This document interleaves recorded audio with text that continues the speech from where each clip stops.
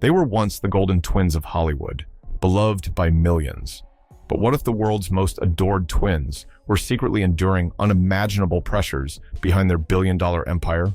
Many of us grew up watching Mary-Kate and Ashley Olsen on our TV screens, but few realized the extraordinary toll their early fame exacted. Long before they were fashion icons, these two sisters were already grappling with relentless media scrutiny, a stolen childhood, and personal tragedies hidden from the headlines. This is the untold story you never knew you needed to hear. It all began in 1986, when Mary-Kate and Ashley Olsen entered the world in Sherman Oaks, California. Born on June 13th to parents Jarnette and David Olsen, their start in life was unremarkable until fate intervened. With no particular plan in mind, Jarnette sent their photos to a casting agency, and at just 6 months old, the twins landed the role of Michelle Tanner on the popular sitcom Full House. From that point forward, Mary-Kate and Ashley's lives changed forever. Although it seemed like a dream come true, becoming household names before they could even walk, the reality was far more complex. The twins didn't just play a role on television, they alternated as Michelle Tanner to comply with child labor laws, which limited how many hours a single child could work. This meant they were often on set, switching places multiple times a day. As toddlers, they were expected to perform on cue in front of cameras, lights, and an entire production crew. John Stamos, who portrayed Uncle Jesse, admitted that working with the twins was sometimes difficult. After all, 6-month-old babies don't grasp the concept of hitting their marks or delivering lines. They cried frequently, disrupted the flow of scenes, and on more than one occasion, the producers considered finding someone else to play Michelle. Yet, there was something undeniably captivating about the Olsen twins, even when they were fussy, that made the show's creative team decide to keep them on. Viewers fell in love with their bright smiles and mischievous giggles, cementing their place in the hearts of fans worldwide. But what many people failed to realize was just how deeply this early fame would impact the twins' development. Before they had the words to describe what they wanted or didn't want, their identities were already shaped by the role of Michelle Tanner. By the time Full House ended in 1995, Mary-Kate and Ashley were 8 years old, but they had already lost a significant part of a normal childhood. Cameras flashed in their faces everywhere they went. Adoring fans crowded them at every turn. Their images were licensed on everything from lunchboxes to pajamas. In many ways, their destiny as entertainment properties overshadowed any notion of simple kid experiences. Yet the story of the Olsen twins wasn't just limited to Full House. By the age of 3, they had launched themselves into a realm few child actors ever reach. Their parents hired Robert Thorne as their manager, a figure who recognized the commercial potential of the adorable sisters. Thorne masterminded the creation of Dual Star Entertainment, an entertainment company solely dedicated to building the Olsen brand. Under this umbrella, Mary-Kate and Ashley starred in a series of direct-to-video movies, music videos, and television specials. They had entire lines of clothing, accessories, and eventually home goods that bore their names or likenesses. By the time they were 10, they became the youngest ever producers in Hollywood. And by the time they were teenagers, they were worth millions. The sheer volume of merchandise with their faces on it was staggering. Dolls, board games, fashion lines, and even toothpaste. No product seemed off limits. Fans around the world eagerly consumed each new release, ensuring that the Olsen juggernaut never slowed down. Looking in from the outside, it was a fairy tale success.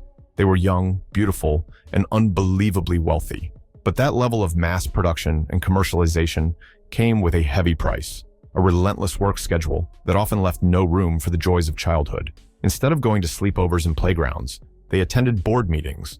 Instead of simple family vacations, they filmed their next holiday special. Though all the while, their brand soared, and people often forgot they were still just children. In interviews years later, Mary-Kate and Ashley would reflect on how surreal it felt to have their earliest memories intertwined with business decisions. Ashley once remarked that even at the age of 10, they were expected to have a say in major creative and financial choices. It wasn't just a question of picking out a hairstyle or a wardrobe for a role. They had a hand in planning entire marketing campaigns, deciding what toys would be produced next, and shaping the direction of their personal brand. This level of responsibility robbed them of a carefree childhood. While most kids were worried about homework or bedtime, Mary-Kate and Ashley were expected to show up for public appearances, pose for promotional photos, and memorize lines for the next film. Paparazzi loomed outside their every move, capturing unguarded moments and feeding them into a tabloid-hungry public. They couldn't make mistakes typical of childhood because those missteps could tarnish the global empire built around them. Even in the interviews they gave as young teens, there was a sense of rehearsed politeness, a well-trained composure that spoke to their upbringing in the limelight. It's not that they weren't gracious. They were simply used to functioning as smiling, articulate spokespeople for their own brand. As a result, they had little downtime to explore who they truly were without the cameras watching, and that would ultimately weigh heavily on them as they matured. Adding to the pressures of Hollywood, the twins faced personal upheaval at home. In 1995, just as Full House concluded, their parents, David and Jarnette, divorced. Their father's affair and subsequent remarriage created a fractured family dynamic. While the public saw Mary-Kate and Ashley as the perfect sisters from an iconic sitcom, behind the scenes, they were dealing with a painful family dissolution. It wasn't just the typical challenges of divorce either.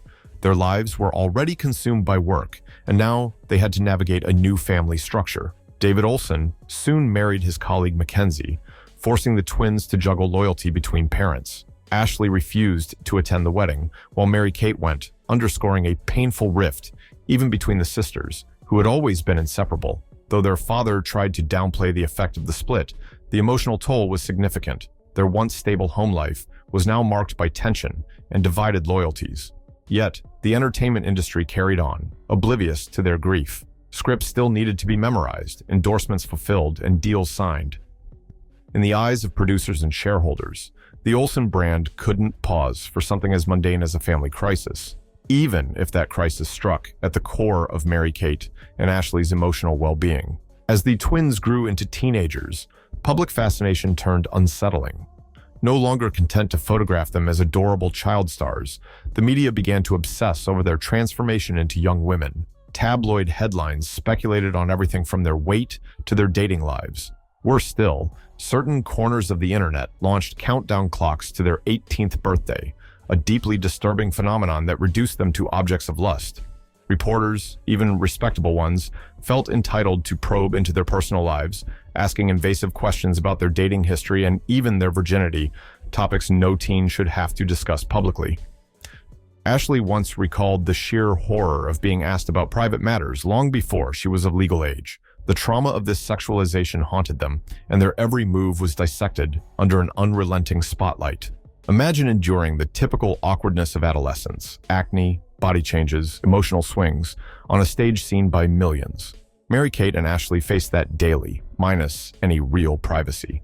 Their attempts to assert boundaries often fell on deaf ears. After all, they were a media staple, and tabloids had a voracious appetite for Olsen stories.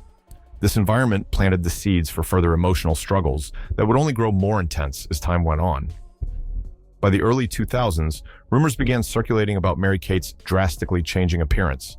Journalists and paparazzi noted her shrinking frame, spurring speculation about drug use and other harmful habits. The truth, however, was more complex. Mary-Kate was battling a life-threatening eating disorder. Not long after turning 17, Mary-Kate's loved ones staged an intervention. Reports emerged that her father and a therapist were alarmed by her health and insisted on immediate treatment. She was admitted to a rehabilitation facility to address her eating disorder, thrusting her private struggles into the public domain once more. Although the intention was to save her life, the intense media coverage ensured that her personal pain became headline fodder. One can only imagine the psychological toll of trying to heal while being watched by the entire world. In 2004, Mary-Kate and Ashley attempted to reclaim some semblance of normalcy by enrolling at New York University. They hoped college life would afford them a break from the relentless glare of Hollywood, but the paparazzi followed them across campus, staking out lecture halls and dormitories. Spencer Pratt, a future reality TV fixture, notoriously sold photographs of Mary-Kate partying, underscoring that even their social outings were subject to exploitation. Within a short time, both twins realized that a traditional college experience was impossible. They were recognized everywhere. Their pictures sold to tabloids, and rumors circulated about Mary-Kate's missed classes and potential relapse. Ultimately, she took a leave of absence, fueling gossip that she was returning to rehab. While these details remain personal and private, the underlying message was clear. The Olsen twins could not escape the media frenzy, no matter how far they ran. Another chapter in Mary-Kate's journey that captured public attention was her rumored romance with the late actor Heath Ledger. According to various sources, they had a casual but warm friendship. When Ledger was found unresponsive in his New York apartment in 2008, the masseuse who discovered him reportedly called Mary-Kate before dialing 911. Although the specifics remain murky, the incident once again thrust Mary-Kate into an unwanted spotlight. Instead of empathy, she was hounded for details, her grief overshadowed by speculation and rumors. As the years wore on, the twins' appearances on screen became increasingly rare. Their final major acting project together, a New York Minute 2004, underperformed at the box office, and the girls seemed more than ready to walk away from the expectations of Hollywood. They pivoted toward high fashion, launching labels such as The Row and Elizabeth and James, forging a reputation as respectable designers rather than former child starlets. In the ensuing years, Mary-Kate and Ashley became known for their reclusive nature. Paparazzi caught glimpses of them in Manhattan, often dressed in oversized clothing, carrying large handbags, and sporting sunglasses that seemed to shield them not just from the sun, but from the world at large. They rarely gave interviews, refused to engage in social media, and rarely made public appearances unless it pertained to their fashion lines. The transformation was stark. Once ubiquitous teen idols, they had effectively faded into self-imposed exile, but for them, it was a necessary reprieve. Having grown up in front of cameras, they came to cherish the power of invisibility. Mary-Kate would later marry Olivier Sarkozy in 2015, but the marriage ended in a messy divorce in 2020. Meanwhile, Ashley grappled with her own health issues, including Lyme disease. Both twins, now in their mid-30s, have sought ways to maintain the successful fashion empire they built while guarding their privacy more fiercely than ever. Through all these chapters, one thing becomes painfully clear. The demands of early stardom can shape and sometimes distort a person's entire life path.